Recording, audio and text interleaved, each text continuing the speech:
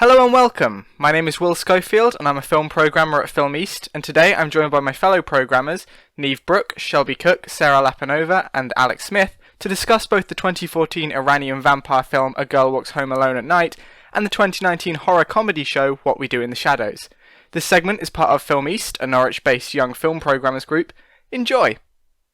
So, we have a movie and a TV show, and before anything else, what did people think? Did people enjoy? Did you have any thoughts or anything?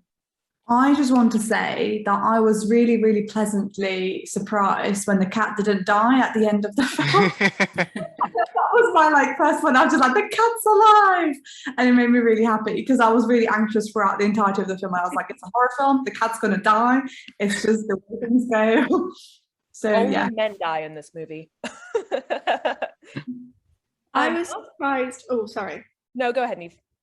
I know I'm a big fan of Taika Waititi, and I don't know why it took me so long to watch What We Do in the Shadows, but I was surprised at just how Taika Waititi it is. The humor is so that sharp, quick, move on to the next thing. It's just silly, and I've not seen any of his work in so long, and I just completely remembered why I love it so much. It's just so silly.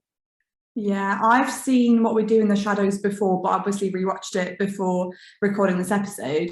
And I feel like I really needed that to counterbalance A Girl Walks Home Alone at Night, because it has that, it is obviously so funny. And although bad things happen in it, it was all done with such a humor and lightness that I feel like I needed it to balance out the film. But yeah, it was the first time I've seen the film, never heard of it before. And I did really like it. I was really intrigued with it throughout and where it was going. Probably not my cup of tea or something I would have gravitated towards on my own, but it was a really interesting watch for sure. I feel that. Oh. Go ahead, Alex. I was going to say I feel the same. There were parts of A Girl Who Walks Home Alone at Night that I really was kind of making myself focus on, but there were other parts where I really enjoyed. I think particularly and I guess spoilers here, but I don't know if it really is, in the middle where, and excuse me because I'm horrible with character names, but when the main guy and the vampire, they were in her bedroom and the music was playing, I couldn't tear my eyes away. I loved that scene.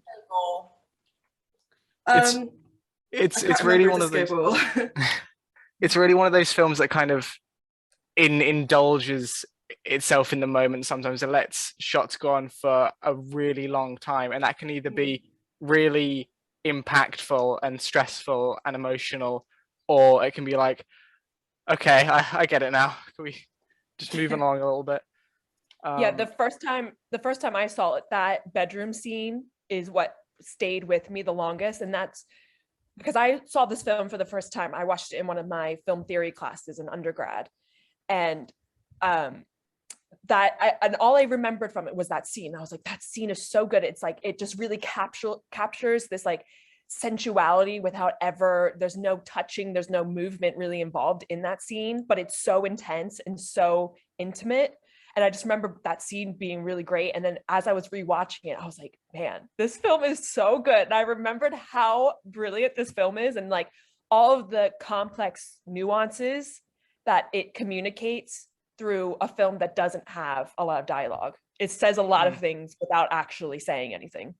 And I think it's a very good feat of filmmaking for something that is able to communicate something so intense. Yeah, I think that the film has a lot of interesting stylistic choices, doesn't it? With the lack of dialogue, with the really long kind of scenes, and with the black and white as well. It's made some very specific, interesting choices. So the film and the show are both kind of horror at their core. There's a lot of horror elements to them, but it would be kind of reductive to describe them as just horror. So what other kind of things do you think are at play in them? I think A Girl Walks Home Alone at Night is kind of funny. That scene where she's just skateboarding as a vampire, that's kind of funny. So it has those elements of humor in it where I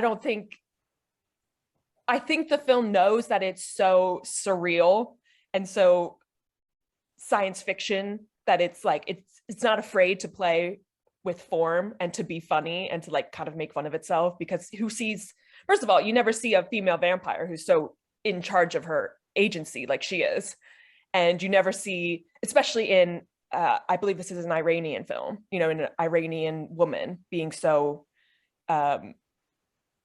determined in what her cause is. And it is just really funny because you see her skateboarding down the street. You never see women skateboarding. It's just really funny. And like, I think it's an endearing film for us. It's violent and it has violent qualities, but I think when you strip the science fiction away from it, it is I love this film. I think with what we do in the shadows, it's definitely like pastiche and parody as well. There's such a love for the source material, but it's just taking the mick out of the everyday, but doing it through the supernatural lens. And it really gave me, I don't know if anyone watched it, but Being Human vibes, like a bit more.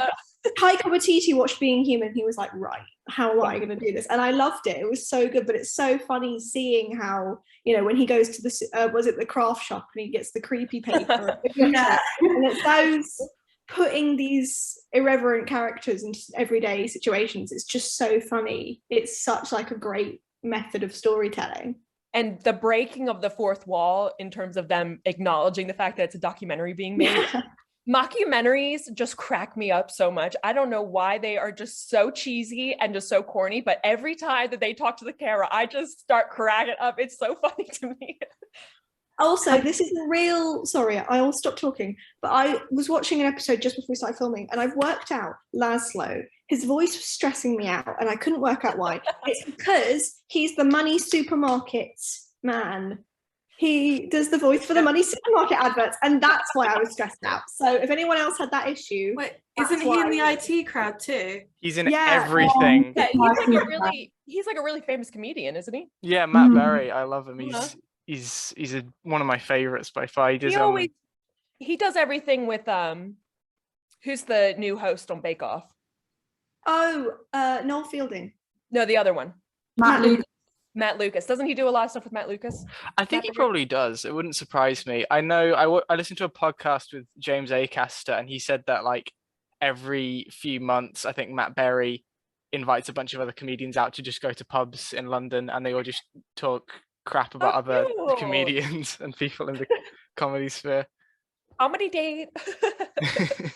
But yeah, one thing you mentioned, Shelby, was about the kind of the role of the female vampire being in charge of herself and kind of self-accomplished and such. And that's kind of the reason why I wanted to bring this topic up, is because of the characters, the girl from A Girl Walks Home and Nadia, the female vampire from What We Do in the Shadows.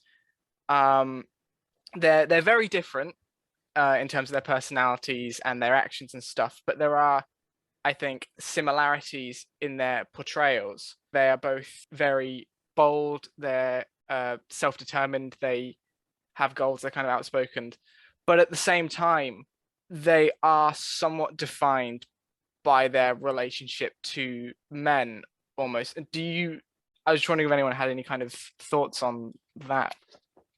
I feel like, and again, I'm bad with names, but is it Nadia, the female in the TV show? Yeah.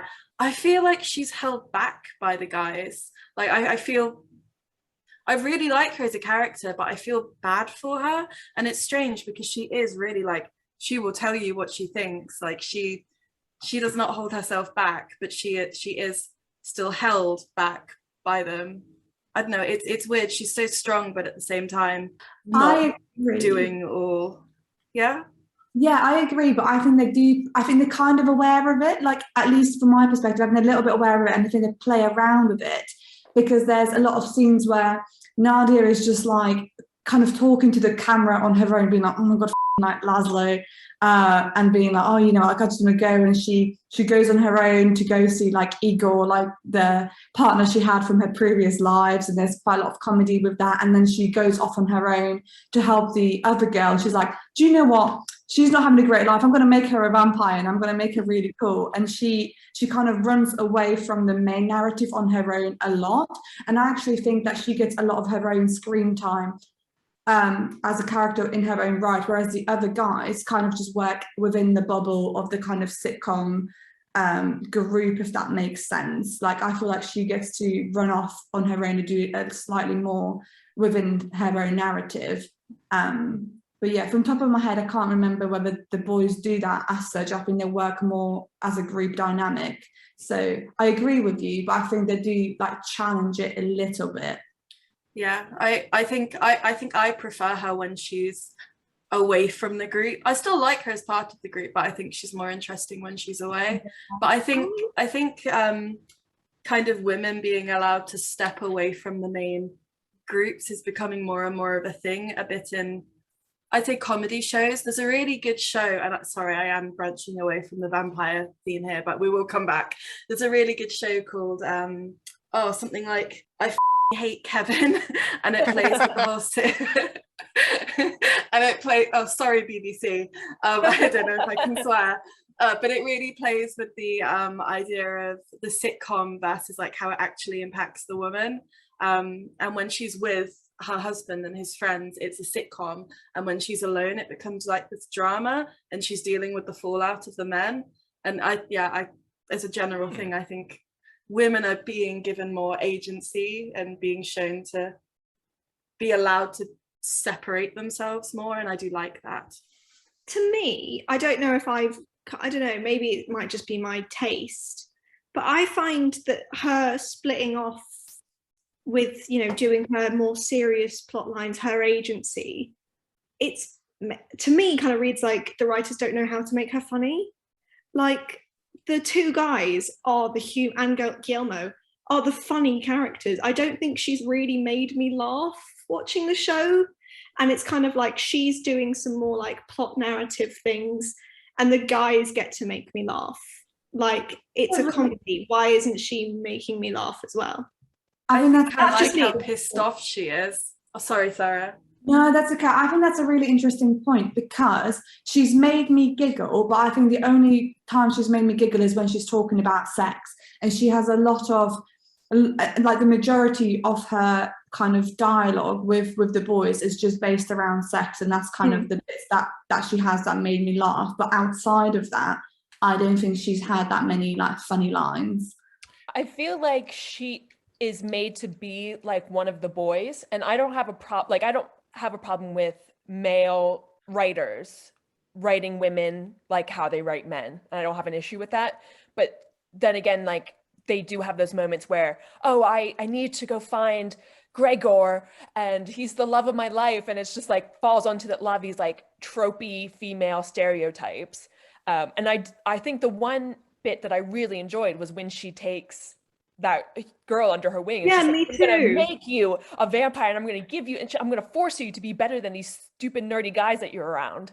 But I do feel like in the later, like after I think season 1, they did the best with her being able to be her own character, whereas I think she kind of gets a bit more lost in the second and third season, because when I think about it, I can't think of anything that she does in the second and third season that she doesn't do without the group.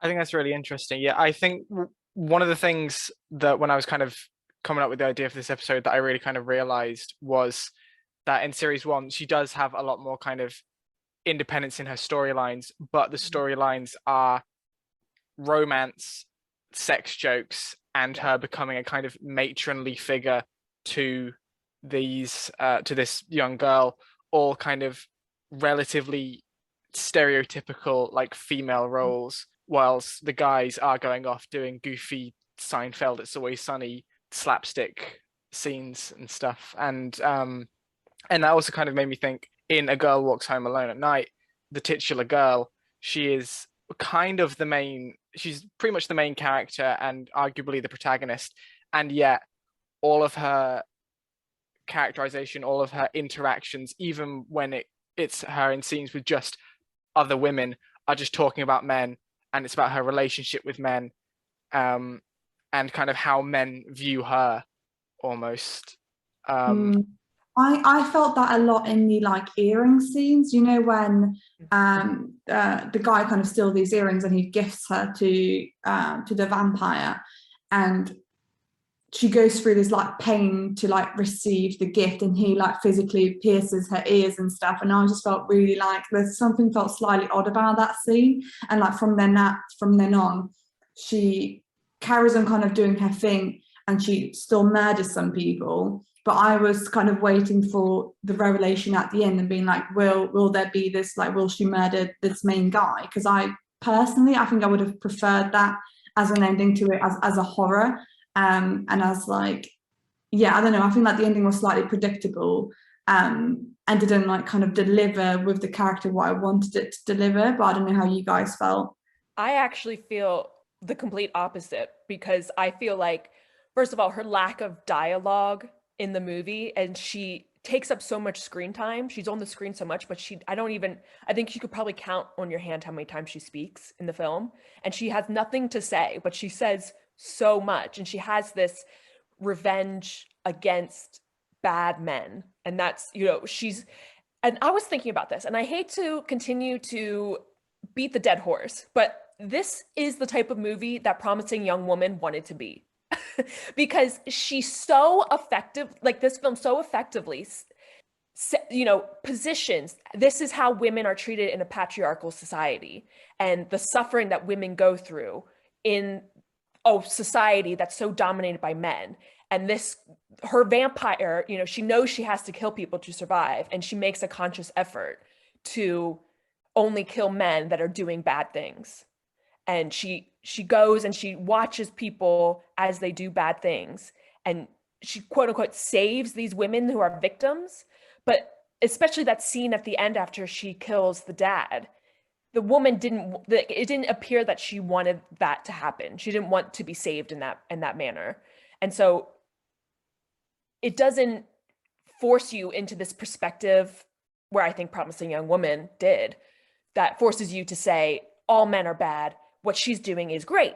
But in this position, because she's killing these men, you're like, oh, this is kind of weird what she's doing, but you still support because she's attacking people that are doing bad things.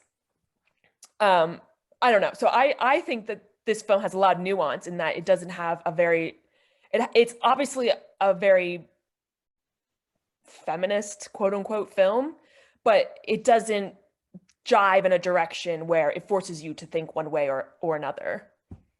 I don't know if that made any sense to anyone. Just sparked a memory in me, but the girl has the same moral compass as Edward Cullen in Breaking Dawn Part 2, or Breaking Dawn Part 1, actually. So there you go. All connected. I know. Vampires with good moral codes. I think it probably is as well, when discussing these things, important to note the context and stuff, because it's easy. I guess it is easy for me to look at A Girl Walks Home and say, oh, it is all kind of related to men and the patriarchy, and it's maybe not as good, that she doesn't have as much independence. But it is kind of, as you said, it's an Iranian film. So it does, I think it's a female director coming from a relatively quite a conservative society, particularly with attitudes towards women. And so kind of the stuff that perhaps for us seems relatively more normalized over there is probably a more radical in some of the ideas that it's presenting. Again, I'm not a sociologist. I can't speak officially on that, but like. But I think to me, that's what makes this film so interesting, because it is about women's place in a man's world. And you're right. She does, a lot of the narrative is about men, but she doesn't have any dialogue. She doesn't speak. And so you don't know what her intentions are. You have to place what your perspective is of what she's doing. And you're going to determine whether she's good or bad based on your own perspective. I don't think that there's an issue with it being a film about women's relationship with men. Whereas I think what we do in the shadows is more of, Nadia was just thrown in there because it looks more contemporary to have a woman in a sitcom, and that's the new modern thing, is to put women in, comedy roles, like Fleabag or whatever. But yeah, I don't know where I was going with that.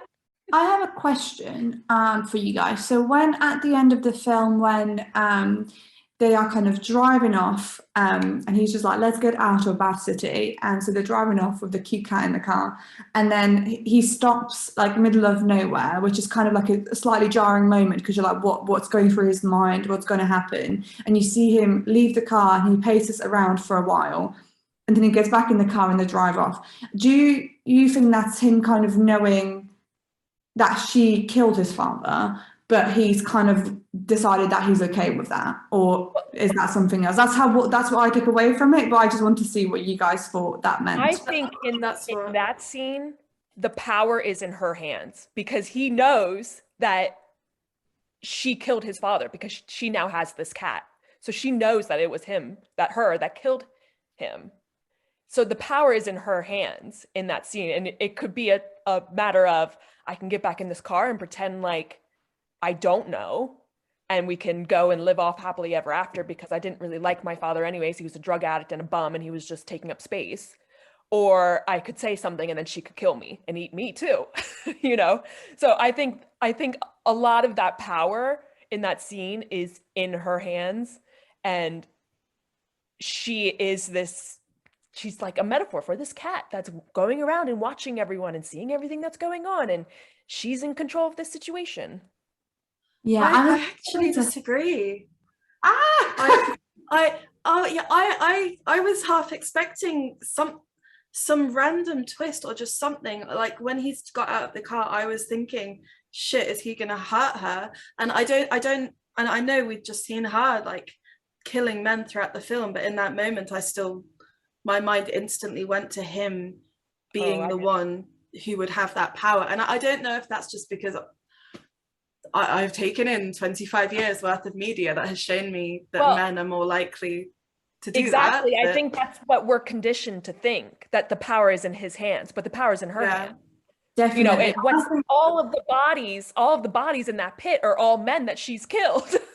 Yeah, I think this is a very like confusing, and the more I think about it now we're discussing it, the more I like the film, because like on a pure, if you just sold it to me as a horror and being like, watch this horror film, I don't think I would find it satisfying, just because I'm used to having like a certain shock factor and a specific narrative within a horror. But as just as a film on its own and as a piece of like art on its own, it's so interesting because there's the scene before they leave as well where she's putting all of this jewelry she stole from the men into her bag, and he's just kind of watching her, and she's just like very nonchalantly, like not even trying to hide it. She's like, I don't really care, to be honest, what you think. Like she's just putting it in, and that's so scary and like menacing in its own right. And he's probably thinking, oh my God, all of those bodies that are in that pit, you know, she killed all of them. Absolutely. And I agree with you. I think she does have the power in that instance. And I also don't actually think that he would ever consider killing her, because he's just such a soft boy throughout the film. And he doesn't have like a lot of, like, she's quite menacing. Like the way she threatens the little boy, you know that she has that in her to like go that one notch further, even though she likes him. But I don't think he has any power in that situation. How do you kill a vampire? Like, he doesn't like.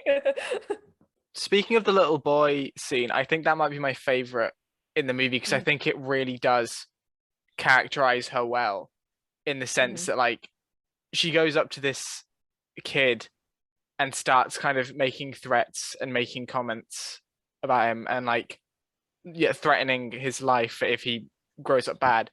And then she just takes his skateboard and rides away. And when I saw that, I don't think that she ever would have hurt him. I think she was very much to kind of put the fear of God into him. And I think it was to me, it clearly showed she's not a promising young woman, just kind of almost deranged, killing because of emotional trauma or whatever. She has like a moral code for it. She's subverting how women in society are said, don't walk home alone at night because you're going to get grabbed by a man and he's going to rape you and kill you. And she's now subverting that trope by making the boy scared that if he's bad, if he does something that's not good, he's going to be the one that's snatched at night. So she's Yeah. subverting that trope of how women are told, you know, don't dress a certain way, don't walk home alone at night, make sure, you know, you're always with the buddy system, don't go on dates with random strange men. And she's subverting that to making the men feel how women feel in those situations. Yeah, I think it's a very much of her, like, knowing the context of their city, and obviously, like, everything, it's kind of a little bit on the nose, isn't it? Like, it's called Bad City, like, you know, this isn't a good place, you know, that these like the men, we see the men do horrible things throughout the film, and the people who we follow are, you know, either drug addicts or drug dealers or they're sex workers, and it's everyone who's maybe not necessarily a bad person, but people who've been put into, like, forced into horrible positions in life because of, like, circumstance, because of this place. And yeah, it's quite interesting that she has this, like, encounter with the boy and, like, trying to get him to, like, follow a different path almost through fear, but it works within the context of the film and the genre. Well, fear's the only way that it would be ingrained in them. You know, you can't tell, you can tell boys, oh, boys will be boys. Oh, you know, don't do bad things to girls, you know, be nice, don't pick on girls. And that hasn't stopped them in the entirety of history, you know? Perhaps that's a good place to leave off with fear is the ultimate tool. We hope you enjoyed our brief discussion today. If you're interested in contributing to our film and television blog, visit film-east.com/submissions for more information. To learn more about Film East and the Young Film Programmers, visit our website film-east.com or follow us on any of our social medias at film_east. Again, we're Film East, a Norwich-based young film programming group.